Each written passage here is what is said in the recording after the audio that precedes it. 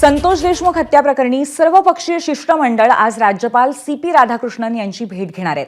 बीडमध्ये निर्माण झालेल्या कायदा सुव्यवस्थेप्रकरणी राज्यपालांना पत्र देणार आहेत. राज्यातील कायदा आणि सुव्यवस्था यासोबतच मंत्री धनंजय मुंडे यांच्यावरती कारवाई व्हावी अशी मागणी करण्यात येणार आहे. संभाजीराजे छत्रपती यांच्या नेतृत्वात भाजपचे आमदार सुरेश धस, काँग्रेस नेते विजय वडेट्टीवार, ठाकरे गटाचे नेते अंबादास दानवे, शरद पवार गटाचे आमदार संदीप क्षीरसागर, आमदार जितेंद्र आव्हाड, ज्योती मेटे, अजित पवार गटाचे प्रकाश सोळंके, नरेंद्र पाटील आणि शिंदे गटाकडनं संजय शिरसाट किंवा इतर नेता जाण्याची शक्यता आहे. आजच्या भेटीबद्दल आपण आणखीन माहिती घेऊया. आपले प्रतिनिधी वेदांत नेब आपल्यासोबत आहेत. वेदांत, सर्वपक्षीय नेते आज राज्यपालांची भेट घेत आहेत. कुठेतरी हा निषेध आणखीन प्रखर करण्याचा नेत्यांचा प्रयत्न आहे, तर नक्की कशा पद्धतीची ही भेट असेल, काय मागण्या असतील?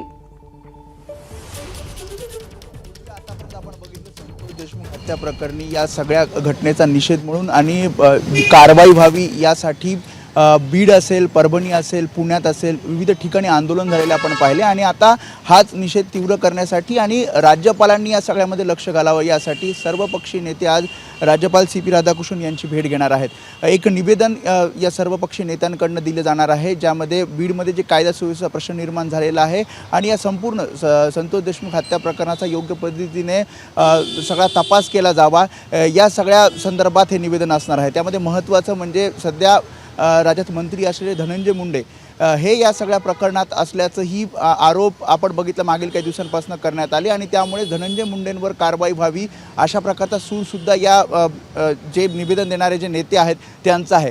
विशेष म्हणजे या सर्वपक्षीय नेत्यांमध्ये सत्ताधारीसुद्धा नेते असणार आहे, ज्यामध्ये भाजपचे आमदार सुरेश धस आहेत, त्यासोबत अजित पवार गटाचे नेते आहेत, ज्यामध्ये प्रकाश सोळंके, नरेंद्र पाटील आहेत आणि शिंदे गटाकडनं सुद्धा नेते जाणार आहेत. म्हणजे विरोधी पक्ष तर आहेत, त्याशिवाय सत्ताधारी आमदारसुद्धा या सगळ्या प्रकरणी राज्यपालांना निवेदन देणार आहेत. त्यामुळे राज्यपाल या निवेदनानंतर कोणत्या सूचना राज्य सरकारला देतात किंवा मुख्यमंत्र्यांना देतात हे पाहावं लागेल. मात्र या सगळ्यामध्ये संतोष देशमुख हत्या प्रकरणी सर्वपक्षीय नेते जेव्हा आक्रमक होत आहेत, तेव्हा खरं तर सत्ताधाऱ्यांनाच एक प्रकारे जे सत्ताधारी आमदार आहेत ते घरचा आहेर देताना आपल्याला पाहायला मिळत आहेत.